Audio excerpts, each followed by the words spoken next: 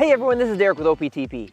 Today we're going to talk a little bit about forward head posture and start to look at some mobility exercises using our foam roller that we can do to help bring the head back over the trunk where it belongs and improve the overall alignment of our spine to improve our posture. So I have my black axis roller here. We're going to be going through 4 mobility exercises. Let's get started. Okay, so through each of these 4 exercises, we're going to be looking at either creating more mobility / range of motion in the mid and upper back, or creating length across the anterior aspect of our body. These 2 things will really help open up our posture and help give us that range of motion or mobility to get the head back over the trunk where it belongs. So we're going to start with an activation exercise for the mid upper back. This is going to be a rowing movement that we do. I've got my black axis roller here, which is a great choice for all these exercises.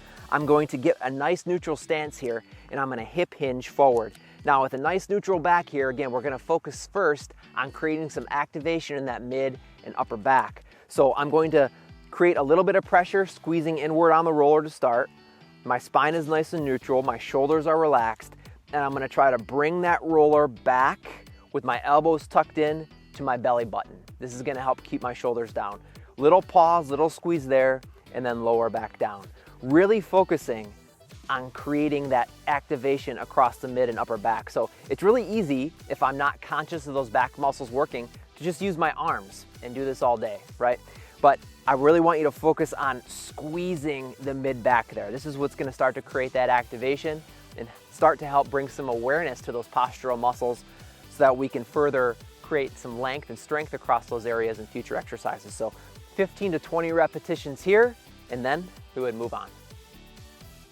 Okay, for the second exercise, we're going to get in a very similar position as we were in the first exercise. I'm going to turn to the side here slightly so you can see a little bit better, but I'm going to bring my feet just under my hips. I'm going to hip hinge forward again, pushing those hips back, finding that nice neutral spine. I've got the roller grasp on each end. Now with a nice neutral spine and the shoulders relaxed here, we're going to do an overhead lift while maintaining this spine angle. So as I lift overhead, I'm creating activation and length across all the lateral aspects of the body and even into the front, into the chest as well. So as we lift, we're going to want to make sure that we're not going to a point of major discomfort or pain. So stop short of that if you are feeling a lot of tightness or pain, especially if you're getting pain in your upper traps and neck, and just create that length. Make sure you're breathing. We're going to want to do this one about 15 to 20 times. And another little cue that can really help enhance the stretch here is focusing on pushing the roller away from your body each time you create that lift overhead. But again, don't do it to the point where it causes any major level of pain or major level of discomfort. So 15 to 20 times here, then we're going to move on to mobility technique number 3. Okay, so for mobility technique number 3, we're going to hip hinge forward again. The roller is going to be placed on end out in front of our body. And make sure it's at arm's length. So as you hip hinge forward, you might have to inch it out a little bit further from your body. You're gonna drive pressure down into the roller through the palm and then direct it towards the earth, all right? As I hip hinge forward, I'm gonna orient my gaze down towards the floor here or towards the grass so that my spine stays neutral. Now, as I'm putting pressure into this hand, I'm gonna take the free hand here and I'm gonna reach underneath the body out in this direction towards the side with the roller as far as I comfortably can, really loading into that hip, really stretching all the fascia and connective tissue in that hip as I drive and displace my body weight over towards that side.